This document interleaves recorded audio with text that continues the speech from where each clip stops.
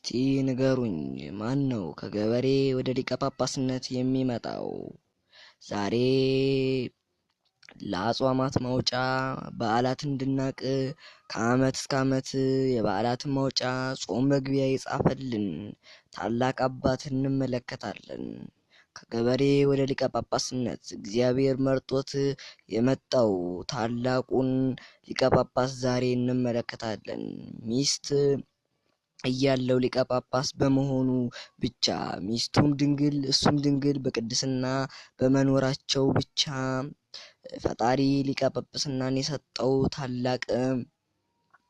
ታላቅ ጳጳስን ዛሬ እንመለከታለን።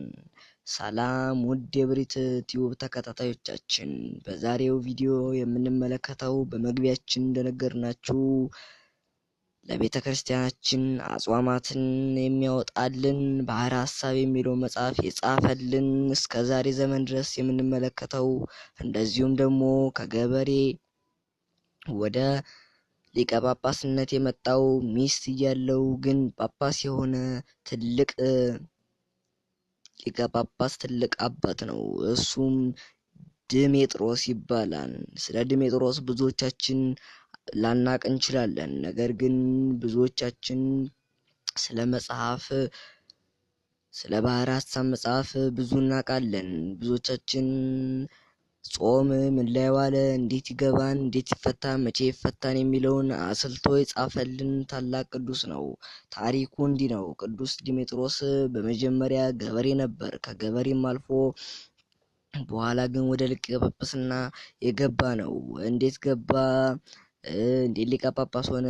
ሚስት እያለው እንዴት ሊቀ ጳጳስ ሆነ የሚለውን ዛሬ በዝርዝር የምንመለከት ይሆናል። እስከ መጨረሻው አብራችሁ እንድትቆዩ በአክብሮት እንጠይቃለን። ታሪኩ እንዲህ ነው። ቅዱስ ዲሜጥሮስ ድቆ ታጥቆ እርፍ አርቆ ተክል አጽድቆ የሚኖር ታላቅ ገበሬ ነበር። ከዕለታት አንድ ቀን ግን ያለ ጊዜዋ ያፈራችም የወይን ፍሬ አግኝቷል። ይህም ሂዶ ለሚስቱ እንዲህ ብሎ ሰጥቷታል። ይህን በወርቅ መሶብ አድርገሽ ለሊቀ ጳጳሳቱ በረከት እንድናገኝበት ስጪልኝ፣ ሄደን እንሰጣለን ብሏታል። እሷም እሺ ብላ ታዛም በወርቅ መሶብ አንድ ላይ አድርጋ አስቀምጠዋለች። ይህም በዚህ ጊዜ አንድ ሊቀ ጳጳስ ነበር። እሱም ዮልያኖስ የሚባል ሊቀ ጳጳስ። እሱም በእርጅናው በጣም ስላረጀና ሕዝቡም ሌላ ሊቀ ጳጳስ ሊሾም እንደሚገባ እያማከሩት ነበር። ዮልያኖስም እንዲህ ብሏቸዋል ለሕዝቡ፣ ከኔ ቀጥሎ የሚሾመውን ለማወቅ እግዚአብሔር እንዲመርጠው ማን እንደሆነ እንዲያውቅ ሱባኤ እንግባ እንያዝ አላቸው። ከዛም ምልክትም ካያችሁ ንገሩኝ፣ እኔም ካየው ነግራቸዋለሁ ብሏን። እነሱም ሱባኤ ይዘው ገብተው መጾም መጸለይ በጀመሩ። ሱባኤያቸው እንደጨረሱ ዮልያኖስም እንዲህ አላቸው፣ እነሆ ምልክት አይታችኋል አላቸው። እነሱ አይ አላየንም አሉት። አንተስ ቢሉት እኔ ግን አይቻለሁ አለ። ምንድን ነው ብለው ቢነግሩት እግዚአብሔር ቀጣይ ከኔ ቀጥሎ የሚሾመው ማን እንደሆነ በምልክት አሳይቶኛል፣ በአደባባይ ሁነን እንጠብቀዋለን አላቸው። ምልክቱም እንዲህ ነበር። ያለ ጊዜው ያፈራች ወይን ይዞ የሚመጣ አንድ ገበሬ ሊቀ ጳጳስ ይሆናል ብሏቸዋል። እነሱም እግዚአብሔር የመረጠው በመሆኑ ደስ ስለተሰኙ እስከሚመጣ በአደባባይ ጠበቁት። ከዚህም በኋላ ዲሜጥሮስ ያቺን ያለ ጊዜው ያፈራች ወይን በመሶበ ወርቅ አድርጎ ይዞ ሄደ ለሊቀ ጳጳሱ። በአደባባይም ሊቀ ጳጳሱ ጠብቆታል። ተመልካቾቻችን አሁን እንኳን ሚስጥሩ ግልጽ የሆነልን ይመስለኛል። የዲሜጥሮስ የሊቀ ጳጳስ መሆን ሚስጥሩ ይህ ነው። ከገበሬ ወደ ሊቀ ጳጳስነት አመጣጡ ይህን ይመስላል። ተመልካቾቻችን እስቲ አንድ ጥያቄ ልጠይቃችሁ። የሰው ልጅ እግዚአብሔር ከመረጠው የትም መድረስ ይችላል። ነገር ግን እግዚአብሔር ካልመረጠው የሰይጣን ግብር ብቻውን ይቀራል። ተመልካቾቻችን ማንንም መናቅ እንደሌለብን ከዚህ እንማራለን። ታሪኩ ይቀጥላል። ከዚህም በኋላ ዲሜጥሮስ የወይኗን ፍሬ ይዞ በሄደ ጊዜ ሊቀ ጳጳሱ እንዲህ ብለውታል፣ አንተ ከኔ ቀጥሎ የምትሾም ሊቀ ጳጳስ ነህ። ስለዚህ አሁን ወይኑን አስቀምጠህ ትሾማለህ አሉት። እሳቸውም እንዲህ ባሉ ጊዜ በጣም ጨነቀው፣ በጣም ገረመው። እሱም አይ እኔ አይገባኝም አላቸው። እነሱም ለምን አሉት። ያልተማረ በመሆኑ እንደዚሁም ደግሞ ኃጢአተኛ ነኝ እኔ ልሾም አይገባኝም የወደኩ የረከስኩ ነኝ ብሎ ነገራቸው። እነሱ ግን እግዚአብሔር መርጦሃን አንተ ነህ ብለው በሾሙት በሶስተኛው ቀን ዮልያኖስ አረፉ። እሱም በተሾመ ጊዜ የሕዝቡን ኃጢአት ማየት ጀመረ። አንተ አለብህ አንተ የለብህም እያለ ለቅዱስ ቁርባን እንዲቀርቡ ያደረጋቸው ነበር። ሕዝቡም ሚስት እንዳለው ከደረሰበት በኋላ እንዲህ ብለውታል።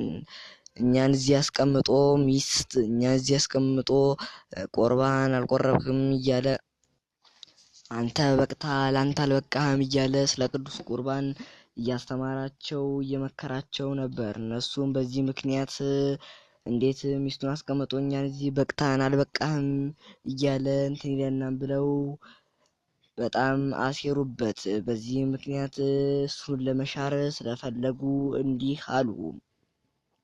ያልተማረ በመሆኑ ስለሚያውቁ በቃ አንቀጸ ብፁዓን አባ ዮልያኖስ ያስተምሩን ነበር፣ እየተረጎሙ እያበረረ ያስተምሩን ነበር። አንተ ግን ለምን አታስተምረን አሉት። እሱም ወዲያውኑ መንፈስ ቅዱስ ገልጦለት ወዲያውኑ አስረዳቸው፣ ወዲያውኑም ነገራቸው። እነሱም ሕዝቡ ክፉዎቹ ሳያምኑ ለመሻር ሌላ ሴራ ማሰብ ጀመሩ። እሱ ግን ሌላው ሕዝብ ግን አምኖ ተቀብሏል። ከዚህም በኋላ ክፉዎቹ ሌላ ሴራ ማሰብ መመቅኘት ጀመሩ። ሌላው ሕዝብ ግን አምኖ ተቀብሎታል። ከዚህም በኋላ ሴረኞቹ ለምን በሚስቱ አንፈትነውም ብለው መጡ። አንድ ቀንም ቀድሶ ከወጣ በኋላ መልአክ ተገልጦ እንዲህ አለው፣ ለምንድን ነው የሚስትህን ክብር የማገልጽላቸው? በድንግልና በንጽህና መቆየትህን ለምንድን ነው የማገልጽላቸው? ግለጽላቸው። እንዲህ ቢውሉ እንዲህ ብታሳያቸው ይረዱሃን አሉት። እሱም የመልአኩን አድምጦ ዲያቆናቱን አዞ እሳት አቀጣጥሎ አላቸው። እሳቱም እንደ ወንፈል እየተንበለበለ በእሳት መሃል መቆም ጀመረ። ሕዝቡም ተሰበሰበ።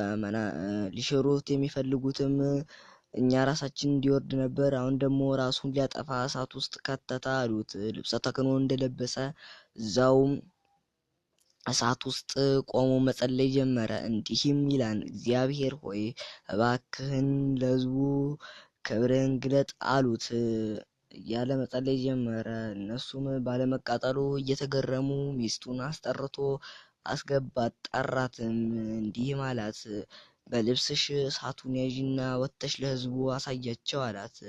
እሷም ለሕዝቡ ወጥታ ብታሳያቸው ሕዝቡ አመነ። ከዚህም በኋላ ከሚስቱ ጋር በድንግልናና በንጽህና በመቆየቱ ሕዝቡም ከሱ ተማረ። ከዚህም በኋላ ግን በጣም ብዙ ምኞቶችን ይሞኝ ነበረ።